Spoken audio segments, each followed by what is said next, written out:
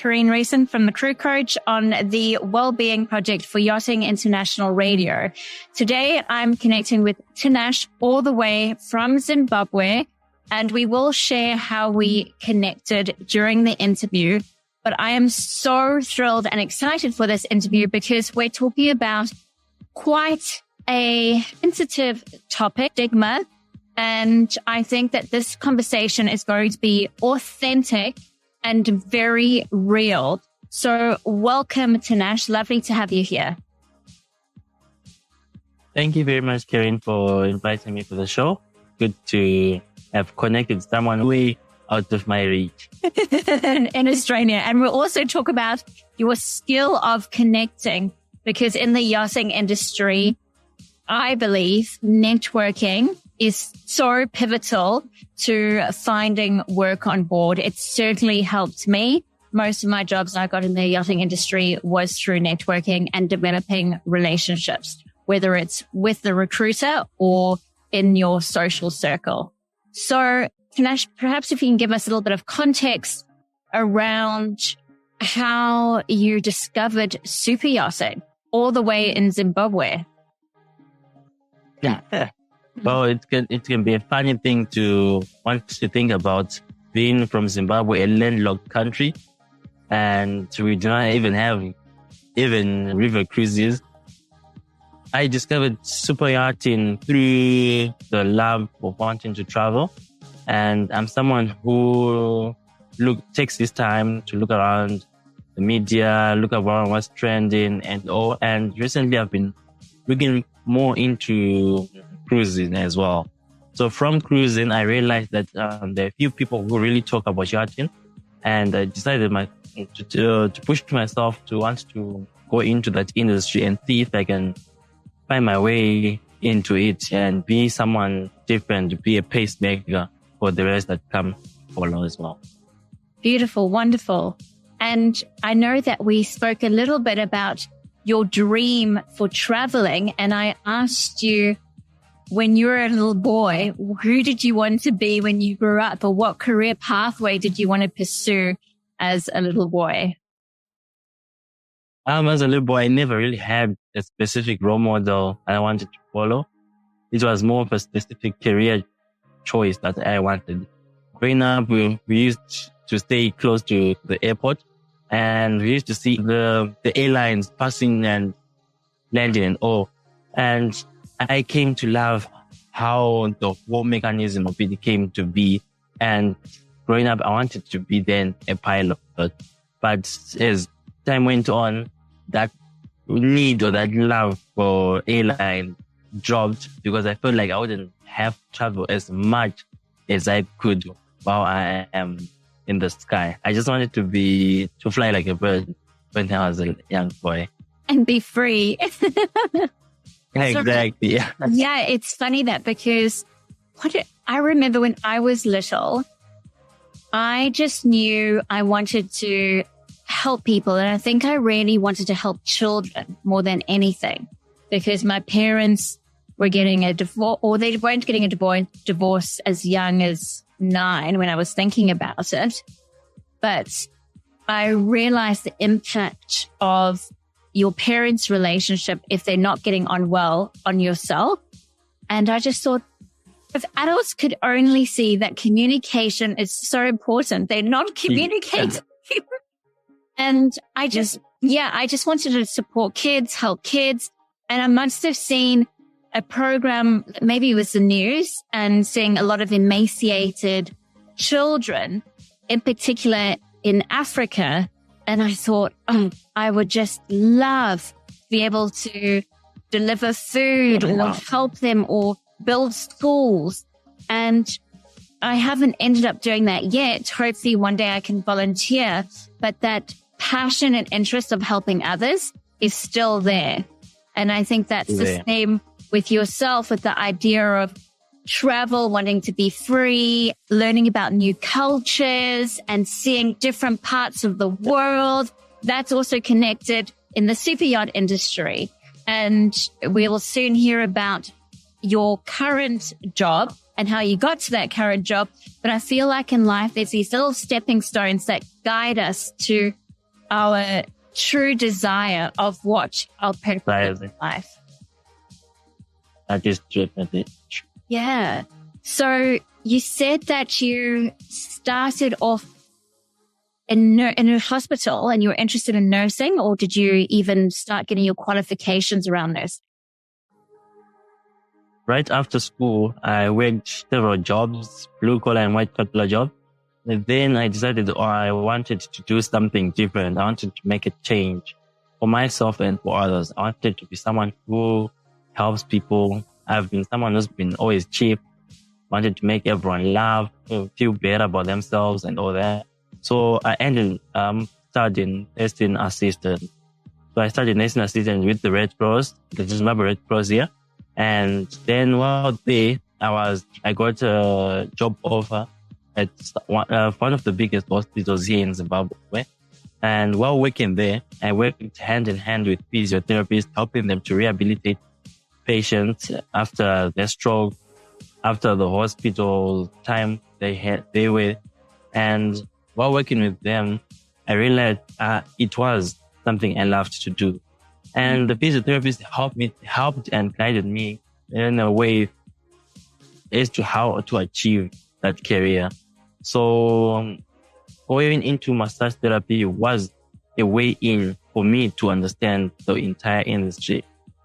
And physiatrics has been now one of my best areas, and I love doing it.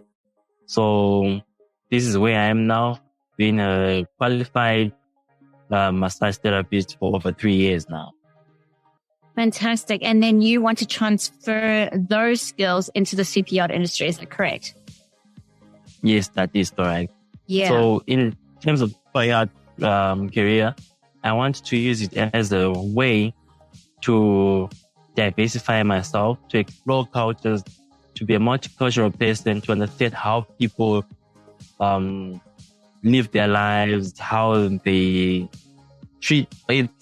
Pretty much, I want to be an explorer in the beauty and wellness industry through super travel as well. Amazing. So you reached out to me initially with regards to your CV, or were you asking what are your chances of finding a job on board? And then I helped you with your CV. I can't remember which came first. It was more of my chances from taking my background. What are my chances of entering that industry? Then the CV was just an add-on. Okay. So what do you mean by background? Coming from an African nation, nationals per se is seen as somewhat different from the rest of the other cultures worldwide. We've had incidences of people from Africa who have traveled to work on board cruise ship in Dubai, in New York and all. And some of them, a number of them have been found wanting because they've been dishonest, they've been disloyal to their organizations that they've been working on. And when one apple turns bad, the rest of the apples in that same basket become like the bad one.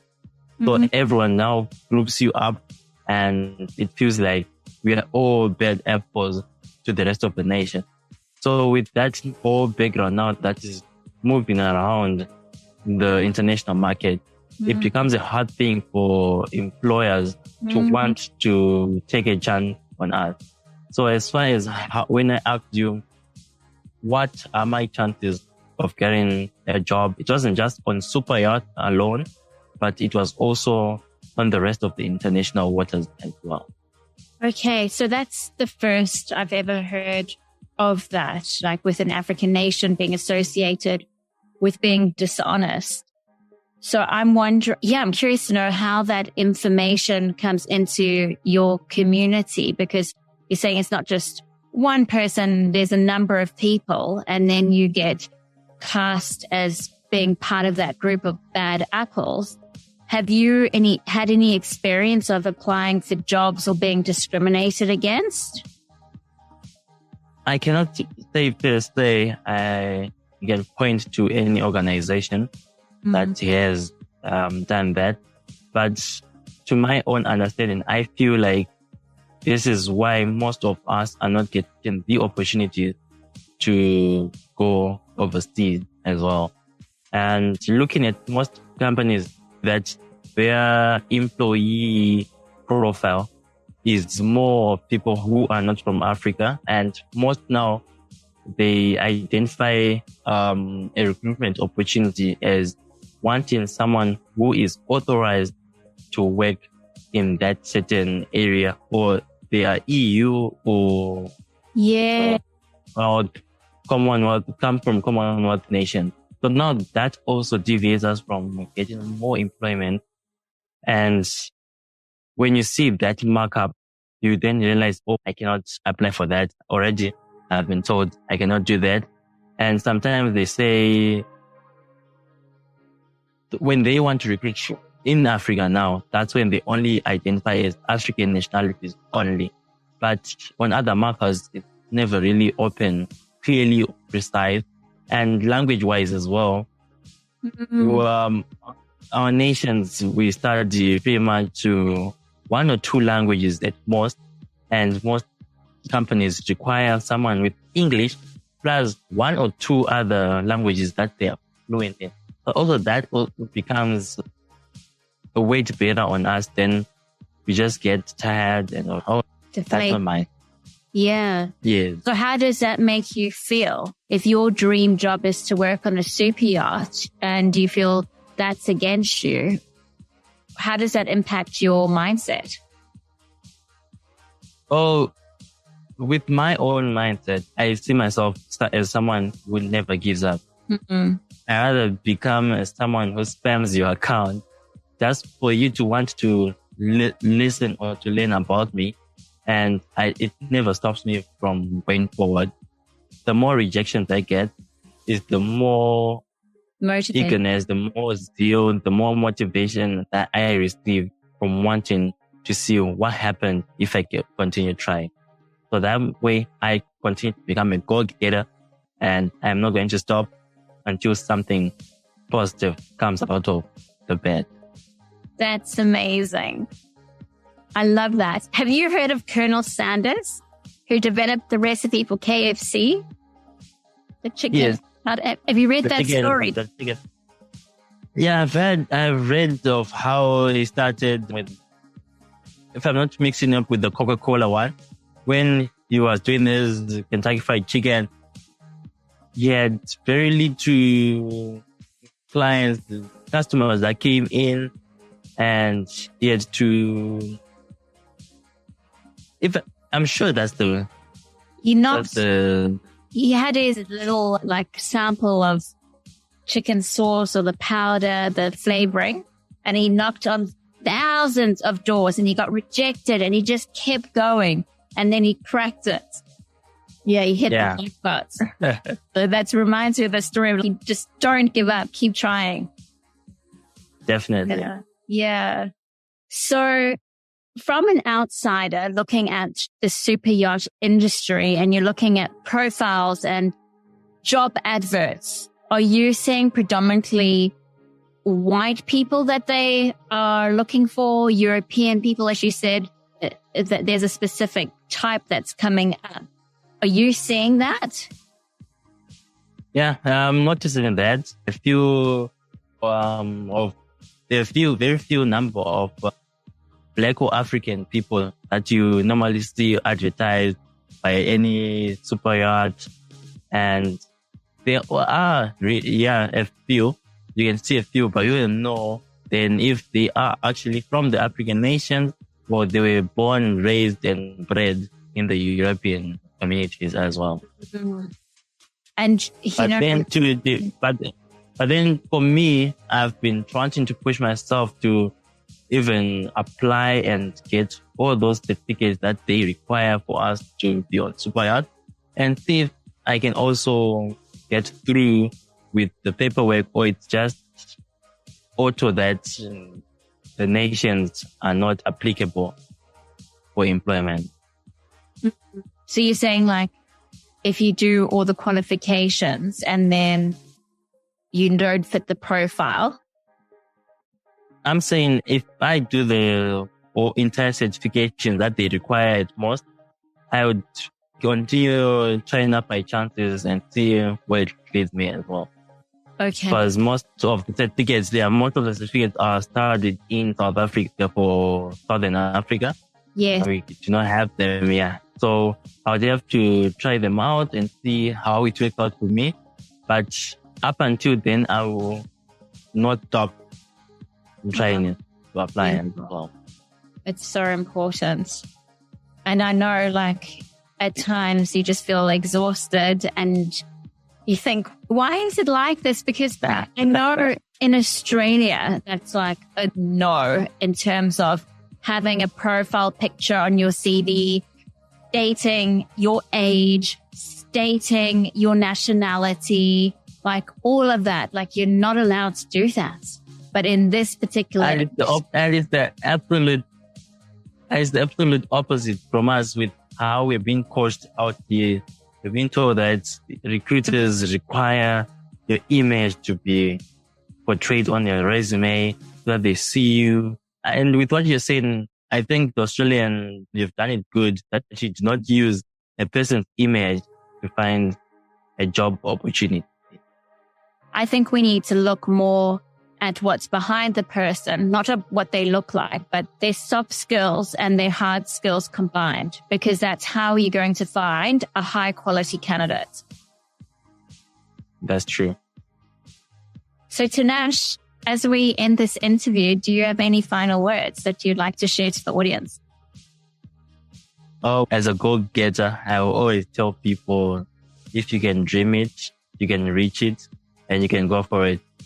Never let anyone or anything stray you away from wanting to get to your success. We all have that element of success in ourselves. We just have to tap into it, and no dream ever. And we have to believe that every dream comes true if you work for it. So dream big, go big, and don't stop. I love it. And I think this interview is testament of that. The fact that you have come on a Yachting International Radio station out of the blue is phenomenal. And that's because you put yourself out there. You don't just stand behind the scenes in the darkness. If you want something, you go out and you get it, and you network and you connect with people. You ask questions, and that's what you've done. And that's why you're here today. You stood out to me, and that's why I wanted to get to know you. No, thank you very much. We follow that whole statement. Aspire to inspire before you expire. Excellent. Another great one. Thanks, Tinashe. Take care, and I look forward to following your journey.